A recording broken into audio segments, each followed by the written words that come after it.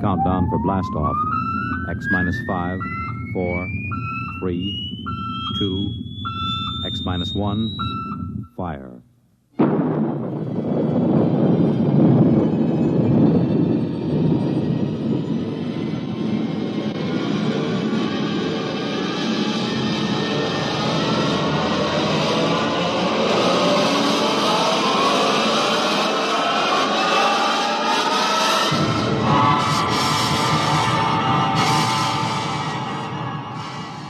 From the far horizons of the unknown come tales of new dimensions in time and space.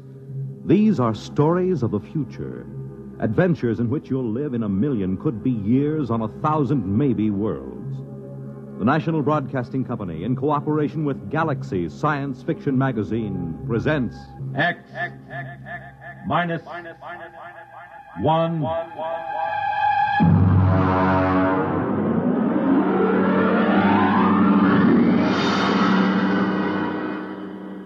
Tonight, At the Post by H.L. Gold.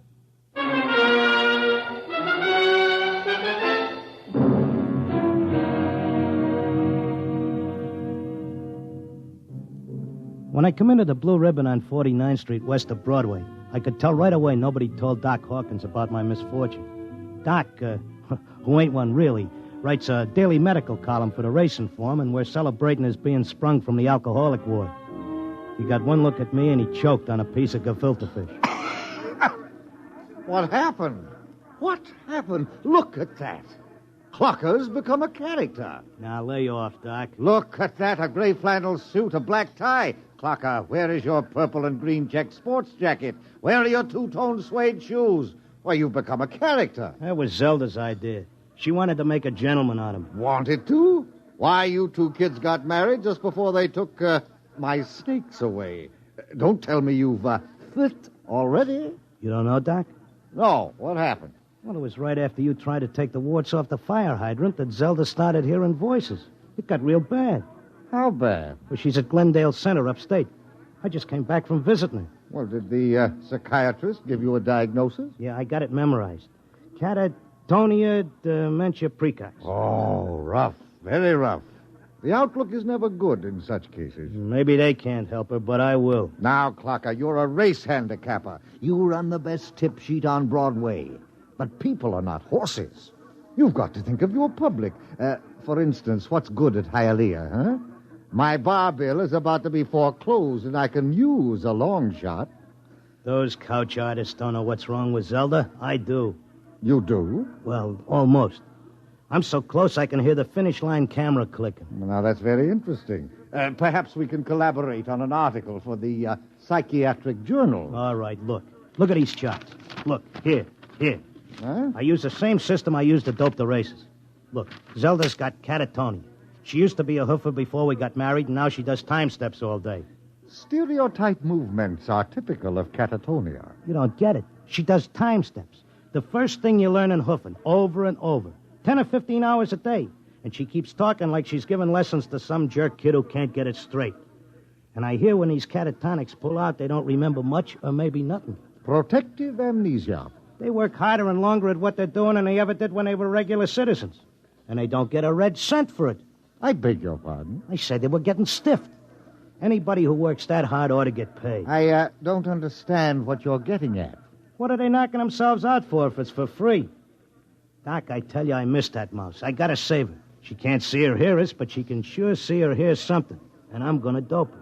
Clarker, it's too much for you. Too much for me, huh? Who was it said Warlock had turned into a dog in his third year? Who was it had 7 winners the opening day at Belmont? You take my word for it, Doc. I'll beat the schizophrenia handicap.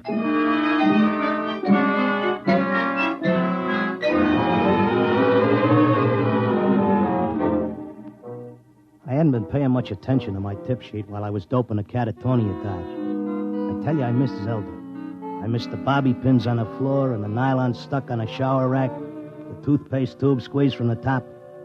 I had to get her back somehow. Next day, I took a cab and went out to that place. I sat in the room and watched her dance. Oh, it was something.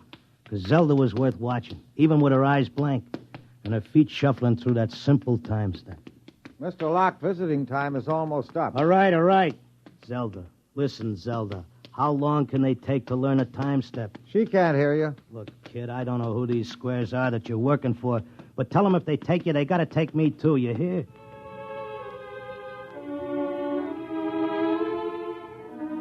I had an idea now. I had it doped that Zelda was showing them how to dance, whoever they are. And the only way I could spring her was to find out who was controlling her and what they were after. The first step was to get them interested in me, and what I know about racing, doping horses. So I stood there next to Zelda, and I started to talk. Now, the first thing you got to figure is bloodlines. You take a horse, you got to know back maybe 4 or 5 generations on both sides. Then you got to know where the coat was foaled, what time of year, because all horses are 1 year old on the 1st of January. And there's confirmation, training. You take a horse with good bloodlines, break him in a spring on a hard training surface track, and the first thing you know, you got a horse with a shin splint.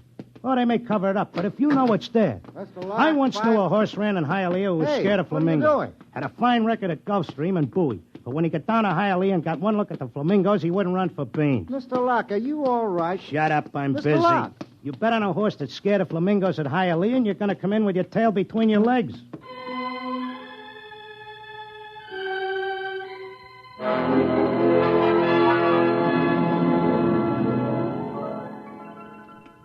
Kept coming back every day.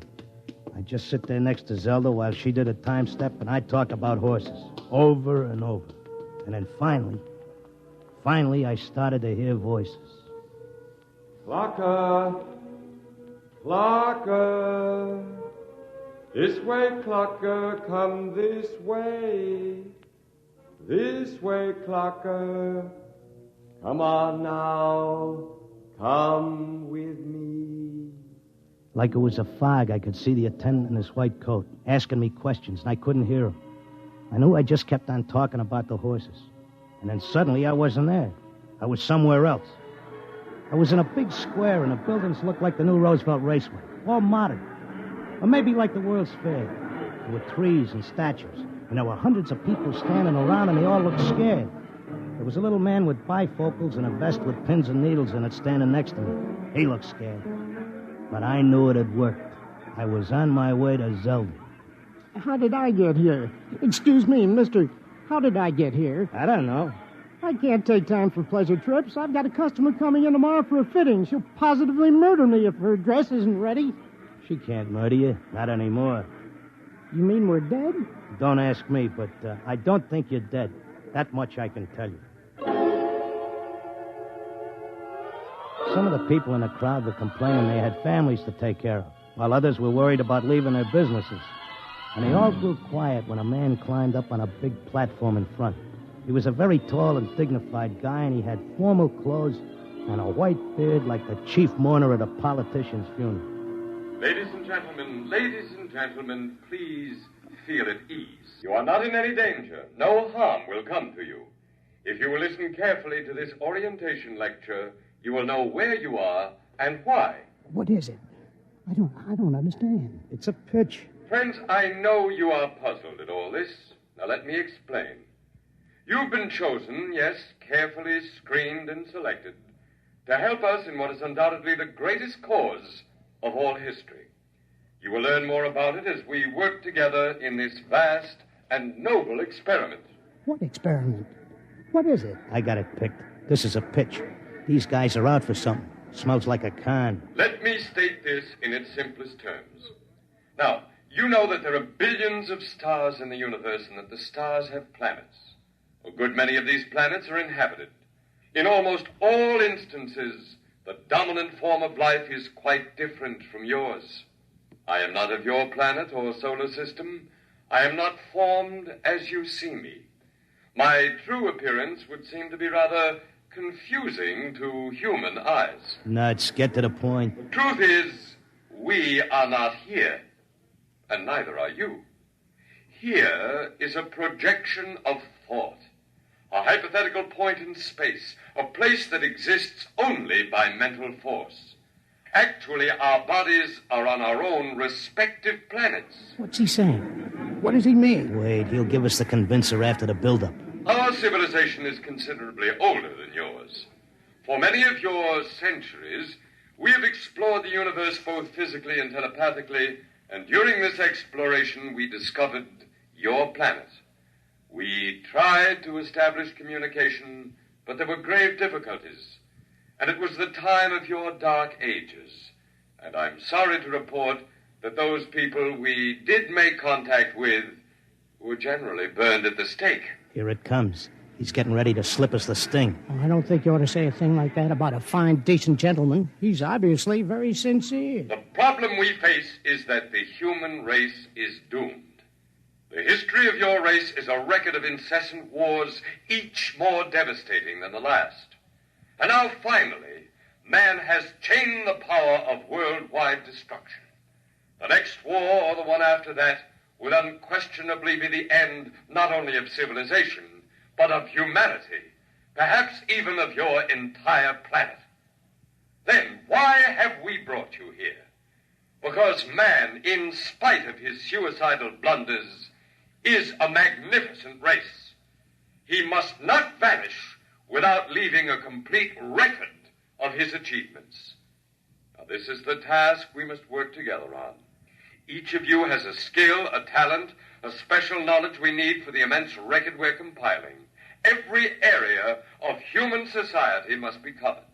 And so we need you urgently. Your data will become part of an imperishable social document that shall exist untold eons after mankind has vanished.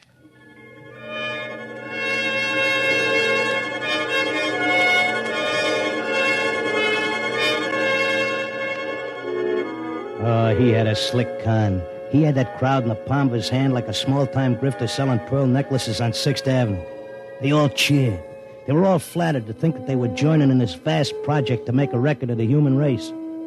After a while, they broke us up into divisions, and I got herded into a building marked Sports and Rackets. They took my name and my occupation like I was applying for unemployment insurance. Now, here's our problem, Mr. Locke. We're making two kinds of perpetual records. One is written, more precisely, microscribed. The other is a wonderfully exact duplicate of your cerebral pattern, in more durable material than brain matter, of course. Of course. The substance we use in place of brain cells absorbs memory quite slowly. But you'll be happy to know that the impression once made can never be lost or erased. Delighted, tickled to pieces. I knew you would be. Well, let's proceed, shall we? First, a basic description of horse racing. I started telling them about horse racing, but they held me down to one sentence. They said I had to repeat it over and over so that recording thing could get it. They had a picture of my body back on Earth lying in a bed in a hospital just saying that one sentence over and over again. Well, that's enough for today. Isn't it amazing? We have a more detailed record of human society than man himself ever had. Your life, my life, the life of this Zelda, whom you came here to rescue, all are trivial, for we must all die eventually. But the project will last eternally. You telling me you know what I'm here for? To secure the return of your wife. I would naturally be aware that you'd submitted yourself to our control voluntarily. It was in your file that was sent to me by admissions. Then why did you let me in? Because, my dear friend, we also... Leave out the friend pitch. I'm here on business. As you wish. We let you in, as you express it, because you have knowledge that we should include in our archives. We hoped you'd recognize the merit and scope of our undertaking. Most people do once they're told. Zelda, too? Oh, yes. Yes, Zelda's extremely cooperative, quite convinced. Would you like to see her? Yeah, sure I would. Well, that can be arranged. I'll call the Arts and Entertainment section and arrange a meeting.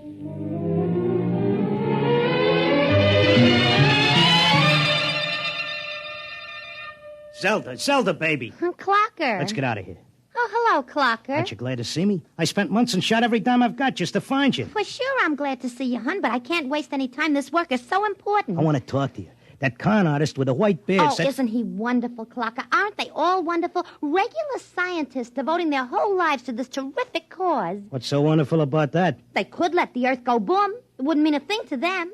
Everybody wiped out, just like there never were any people. Not even as much record of us as the dinosaurs. Gee, wouldn't that make you feel simply awful? I wouldn't feel a thing.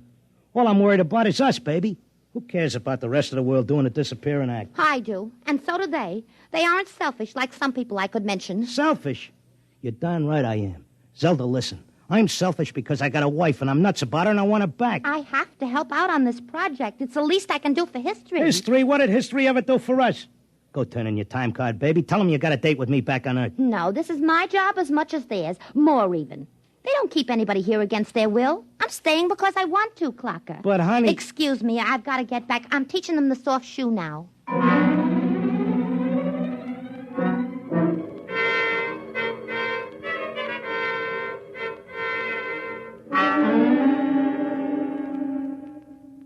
Are you satisfied now, Mr. Locke? Listen, take away the doom push and his racket falls. Listen, suppose you're all square. Suppose you're leveling. You're knocking yourself out because your guess is we're going to commit suicide. But is there any doubt of it? Do you honestly believe the Holocaust can be averted? I think it can be stopped, yeah. Listen, between these catatonics and me, we could tell them what it's all about. I notice you got people from all over the world here. They get along fine because they have a job to do and don't have time to hate each other. Well, it could be like that back on Earth. Mr. Locke, we have experimented in the manner you suggest, but a human psychological mechanism defeated us. Yeah? What was that? Protective amnesia. They completely and absolutely forgot everything they'd learned here. Well, what are the odds on me remembering? Well, you are our first volunteer. Look, I'll give you a deal. You let me out, and maybe I'll be the first case that didn't get amnesia, and I can tell the world all about this. I'll come back if I lame out. You can pick me up any time you want. But if I make headway, you gotta let Zelda go, too. That's a very reasonable proposition. We'll lift our control, Mr. Locke, for a suitable time. If you can arouse a measurable opposition to racial suicide, measurable, mind you, then we agree to release your wife and revise our policy completely.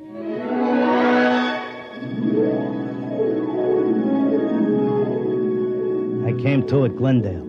It took me about 2 weeks to convince them that I was all right again. But I had to convince the world that they were throwing a race and that they needed a saliva test. So I started to write it all out in my tip sheet, in and around the horses. Around that time, I ran into Doc.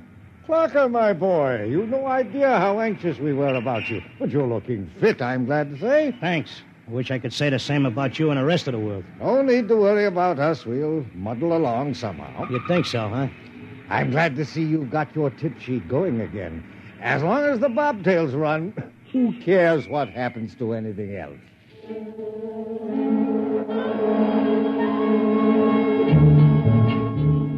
Of course, nobody listened to me. I had posters printed telling everybody. I hired sandwich men to walk through the city. I made speeches in Columbus Circle. I told everybody doomsday was near. I sent letters to Congress, to the UN, editors of newspapers. Nobody paid any attention. I sneaked into the balcony of the General Assembly and tried to shout a speech, and they threw me out, very politely. I wrote the whole thing up for a magazine, and they printed it and sent me a check and told me if I had any more fiction, they'd be glad to run it. They kept trying to tell everybody the truth about the catatonics. We ought to go to the hospitals and get ourselves let in and have the aliens take over and show us where we're going. But nobody would listen. And then finally, I went back out to Glendale. Oh, Mr. Locke, we were wondering when you'd come visit your wife. You been away? I want my old room back. But you're perfectly normal. Give me half hour alone, and you'll be glad to give me my room.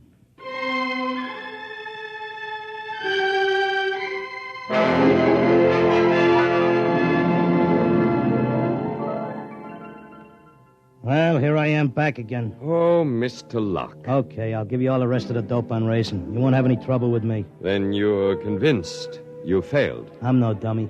I know when I'm licked. So do we, Mr. Locke. Naturally, you have no way of detecting the effect you've had. We do. The result is that because of your experiment, we're gladly revising our policy. Huh? Is this a rib? Nobody listened to me. Oh, but they did. Visits to catatonics have increased considerably. When the visitors are alone with our human associates, they tentatively follow the directions you gave them in your article. Not all do, to be sure, Only those who feel as strongly about being with their loved ones as you do about your wife. We've accepted 4 voluntary applicants. You mean I made it? That's right. Before long, we shall have to increase our staff as the numbers of voluntary applicants increases geometrically, and then we'll be able to release the first group to go back and carry the message. Whenever you care to, Mr. Locke, you and your wife are free to leave. Okay, but I'll tell you what. I owe you plenty. I'll help make that record before I go. I'll teach you how to dope the horses. Is that what you want? Why, yes. All right, then let's go. The quicker we get started, the quicker we can get back.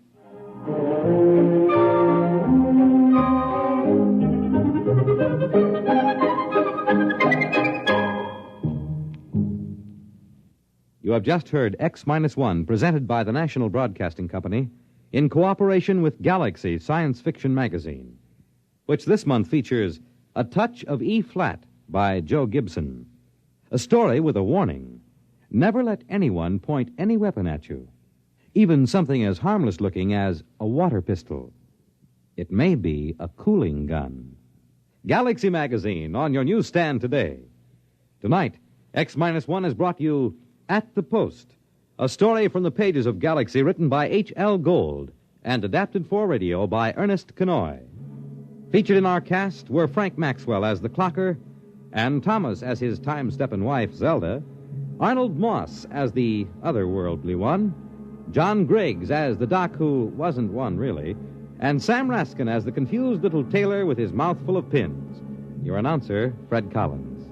X-1 was directed by Kenneth McGregor and is an NBC Radio Network production.